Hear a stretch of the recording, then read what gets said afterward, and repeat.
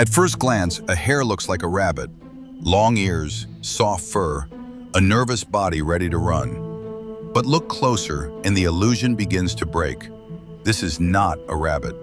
This is a hare, a wild animal built for speed, silence, open ground, and survival under the eyes of predators.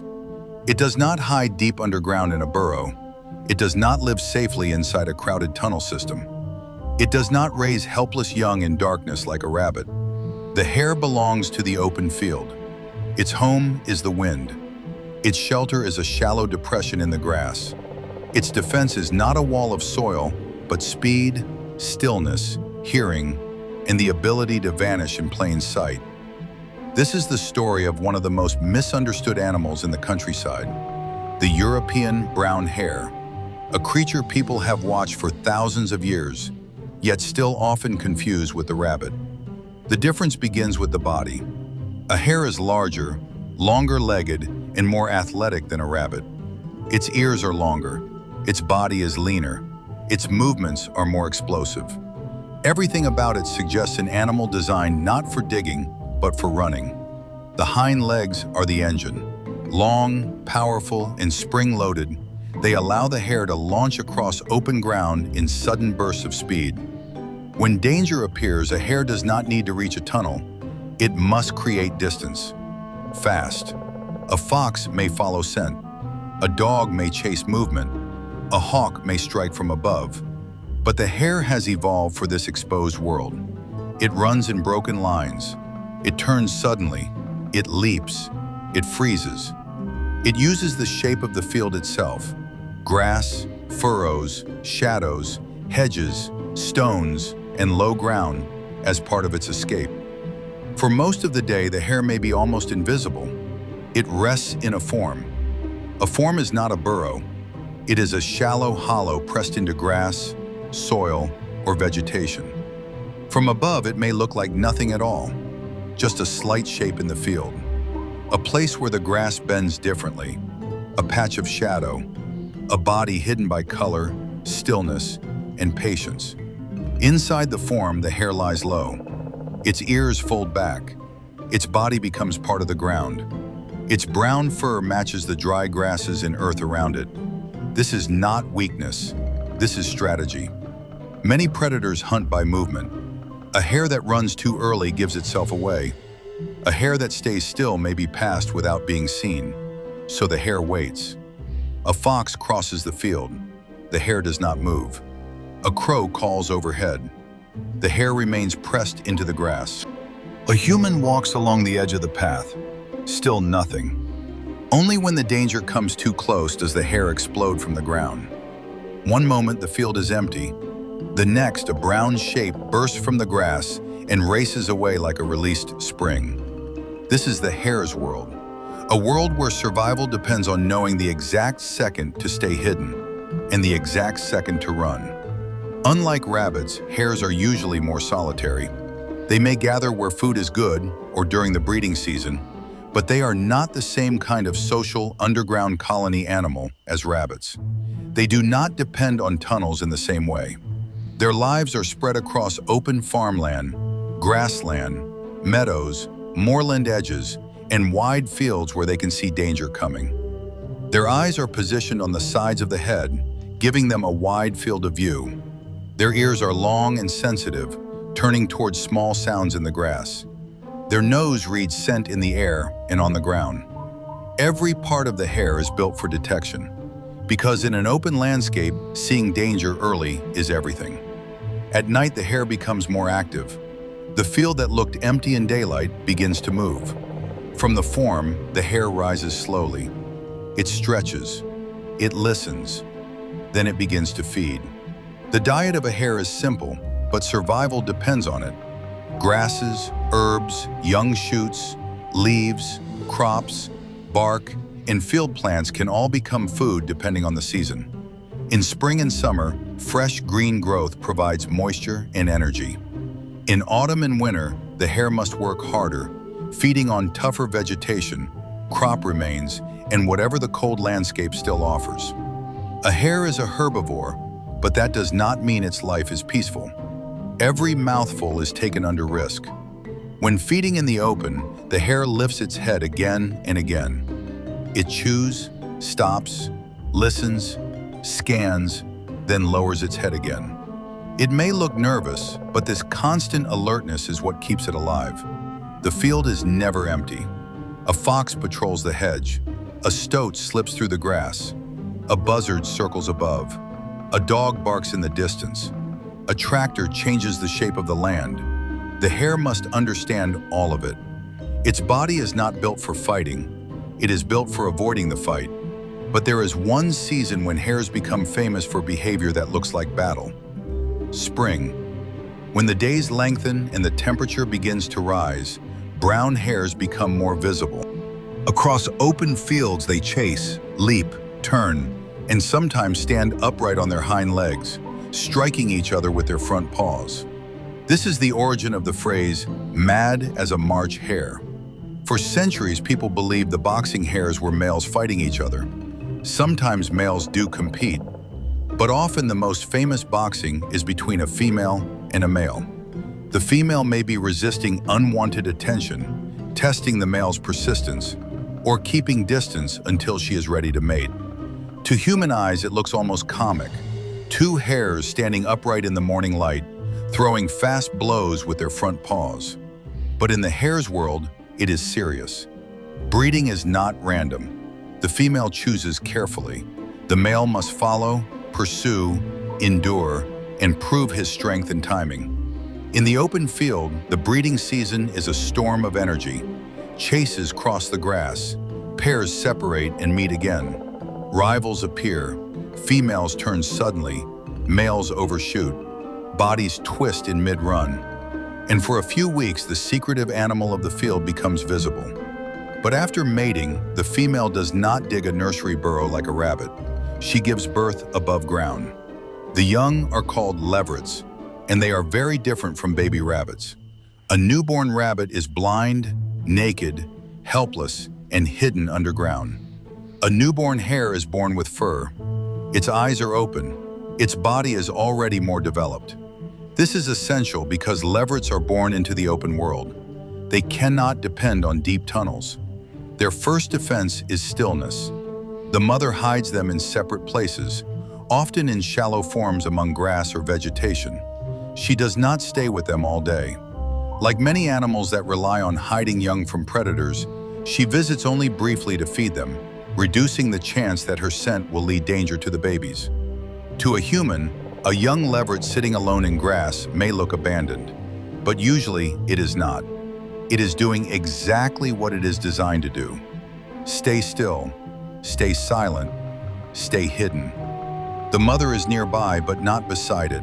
Her absence is protection. This is one of the most important differences between the way humans imagine motherhood and the way survival works in the wild.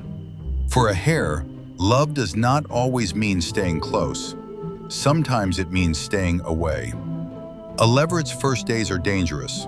It is small enough for many predators to kill.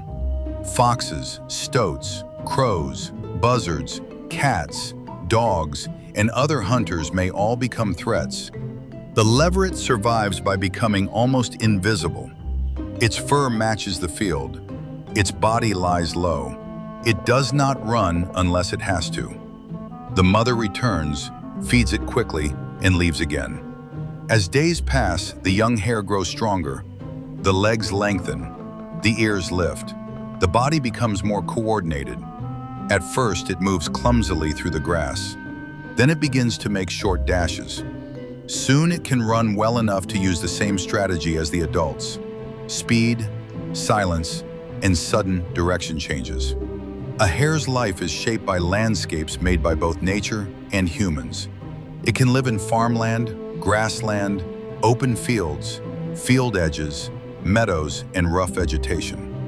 But it needs the right mixture. Places to feed, places to hide, and enough cover for young leverets. Modern agriculture has changed many of these landscapes. Large fields, frequent cutting, fewer wild margins, heavy machinery, pesticides, and changes in crop patterns can all affect the animals that live at ground level. A hare may seem fast and independent, but it is still connected to the health of the countryside. A field is not just a field. It is a food source, a nesting place, a hiding place, a hunting ground, a corridor, a danger zone. For the hare, every change matters. When the grass is long, it can disappear. When the ground is bare, it is exposed. When hedgerows remain, it has edges and roots. When everything is cut short, the world becomes dangerous. Yet the hare continues to survive. Part of its success comes from flexibility. It feeds on many kinds of vegetation. It can rest in different forms. It moves across large areas.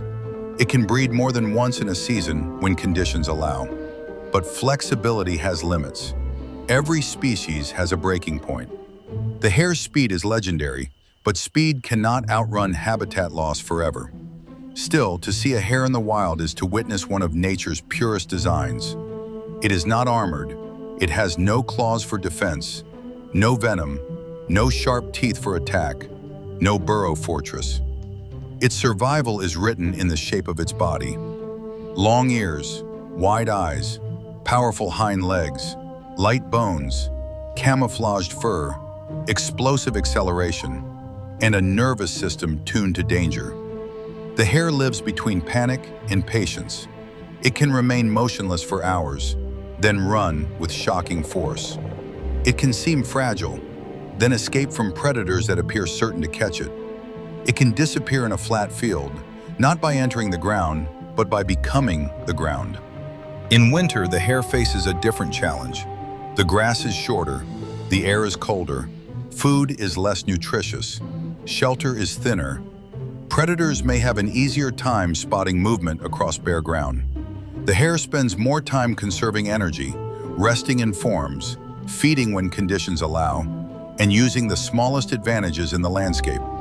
A slight hollow, a field edge, a clump of dead grass, a low ridge in the soil. These are not details, they are survival tools. In snow or frost, the hare becomes easier to track. Its prints tell the story of its night, feeding, pausing, turning, running, resting. A fox can read those signs too, so the hare must keep moving carefully. A straight line can be followed. A broken path creates confusion. The same zigzags that save it during a chase can also make its movements harder to predict. When danger finally comes, everything happens in seconds. A fox appears at the hedge. The hare freezes. The fox lowers its head. The distance closes. For a moment, neither animal fully reveals its decision. Then the hare launches. The back legs hit the ground with explosive force. Grass bends, soil scatters, the body stretches forward. The fox accelerates behind it. This is not just a chase. It is a test between two hunters of the same landscape. The fox has patience, stealth, scent, and teeth. The hare has speed, timing, and the ability to turn faster than the predator expects. Across the field, the hare does not run randomly. It uses space. It changes direction at speed. It crosses rough ground. It heads toward cover, then cuts away before the fox predicts the move. A young hare may make a mistake. An old hare has survived enough chases to know the field better than the animal following it. Many predators fail more often than they succeed. The hare reaches long grass. It drops suddenly into cover. The fox slows. The field becomes quiet again. The hare has survived, not because it fought, but because it understood the only battle it could win: distance. There is something almost ghost-like about a hare. For most of the day, it is hidden. At dawn, it appears. At dusk, it moves. In spring, it boxes in open fields. In summer, it raises leverets in grass. In winter, it becomes a shadow against frost.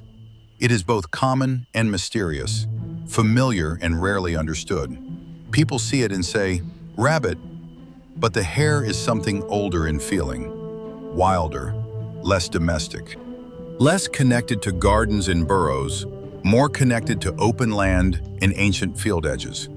Across folklore, hares have often been treated as magical animals, symbols of speed, moonlight, fertility, transformation, and mystery. That is not science, but it shows how strongly people have felt the strangeness of this animal. A hare appears suddenly, stops, stares, then vanishes. It is easy to understand why old stories grew around it, but the real animal is more fascinating than the myth. A body built for escape, young born ready for the open world, a mother that protects by staying away, a fighter that boxes in spring, a runner that can turn a flat field into a maze, a survivor that lives without walls, without tunnels, and without weapons. The hare reminds us that not every wild animal survives by being powerful. Some survive by being alert, some by being fast, some by knowing when to move and when to become invisible. At sunset, the field changes color. The grass glows gold. The hedgerow becomes dark. A brown shape rises from a shallow form. Long ears lift into the evening air. The hare waits, listens, then steps forward to feed. Above it, a buzzard circles far away. Along the hedge, a fox begins its patrol. But the hare is already watching. It has always been watching. This is its life. Not underground like a rabbit, not in a den like a fox, not in a nest like a bird, but here, in the open, under the sky, in the grass, living by speed, silence, and the art of disappearing before danger arrives. This is the hare, the wild runner of the open fields.